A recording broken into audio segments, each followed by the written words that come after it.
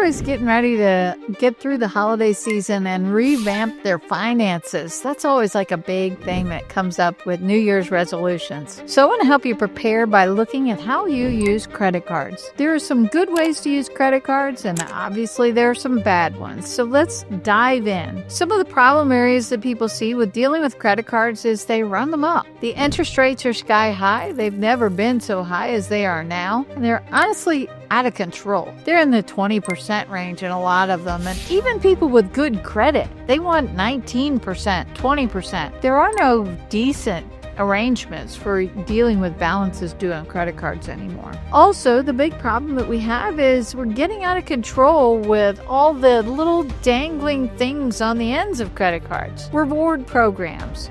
Vendors. Now you're going out and you're seeing that vendors are charging the end user for credit card fees. They're pushing those all the way through to the end user. So not only are you using the credit card and having to deal with interest charges and the internal fees, but you may also be paying a vendor to use the credit card.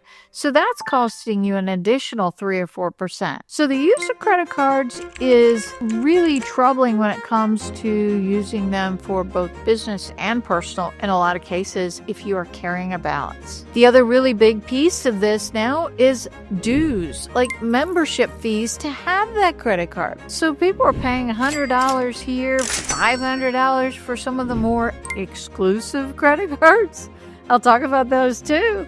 And they're paying these big fees just to have it. So credit card companies are pulling more money out of your pocket faster than they ever have. So let's dive into the types of credit cards you have. So you got your Visa, MasterCard. We've had those forever. Amex. Yeah, we got Amex. We got Discover. Still Discover. I kind of jot that one off the list because not many places really talk about accepting it. People accept it probably, but I think its time has come and gone a little, and I don't really see the benefit in it. Amex. I used to love to use Amex because it was very easy to use. Amex was good to their business owners and really kind of took care of the troubleshooting and problem-solving issues that you used to run into. Yeah, me and Amex had a falling out a while back, and I've heard a lot of people have trouble with it. Also, the big problem is that Amex is charging higher percentages than the Visa MasterCard of the people who accept the credit cards. So now less and less vendors are accepting credit cards. They've moved on and they're saying no more Amex. So that was always a pain.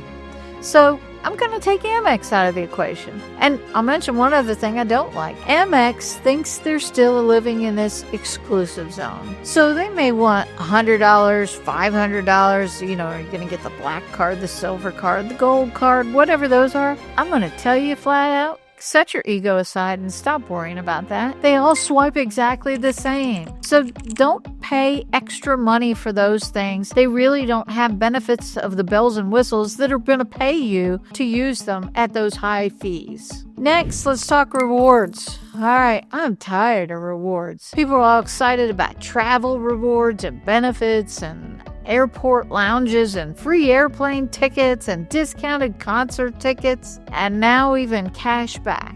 I think you're all a racket. Folks, you're all paying for it, one way or the other. So give up on the travel, stop paying them $500 a year, and boom, you got your free airfare for the year, okay? You got a free plane ticket if you just stop paying Amex $500 to get that card, all right? What are the true benefits? The benefits are discounts, and people aren't counting all the costs that they pay to get those discounts. Just lower your costs and pay for full price if that's what it takes. Those discounts are getting paid for one way or the other. And lastly, cash back. All right, right now, I'll tell you, if the choice is between travel discounts or cash back, take the cash all day long. That's what I do. I personally take the 1.5–2% cash back on my credit card, and I get a good bit of money back. But honestly, I think we need to go to a system where we give all that up. Again, I've been talking about systems that are old and outdated, and this is one of them. Burn it down. Let's start over again. Give me a decent credit card that maybe it's no fee. Okay, here's my dream. No fee. You give me the credit card, I'll use it. I'm going to pay off my balance each and every month. But don't feel bad for the credit card provider. They're still making merchant fees. They're still making that interchange fee behind the scenes, and that is a ton of money, folks. If every time you spend a dollar, they're getting 3 or 4 cents, there's a lot of dollars being spent, and they're making plenty of money. Also, I'm not for government intervention about what credit card providers should be allowed to do or not to do, but I think they've gotten out of hand. What we need is a challenger to come in, and ultimately, I would say we may need a little bit of government intervention here to say, you guys are out of line. This is not protecting our consumers.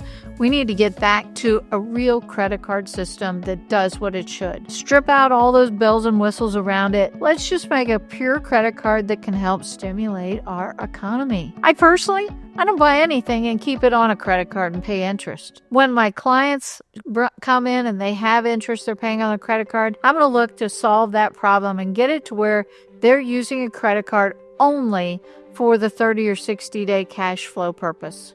That's it. There might be a rare case where they got a big order from a supplier, but you should also be working on the payment terms when you sell to somebody if you're selling a product to make sure you're always getting paid before you got to pay that credit card bill if you're buying cost of goods sold and merchant supplies. Look at what you're doing with your credit cards and make sure this really makes sense. Don't get caught up in the ego trap. Don't get caught up in all the rewards. They're not giving you anything that you aren't paying for. So stop using credit cards like they're giving you something. Use them for their intended purpose. Extend that cash flow. Work the system. Extend that cash flow and pay it off in 30 days. Be done with it.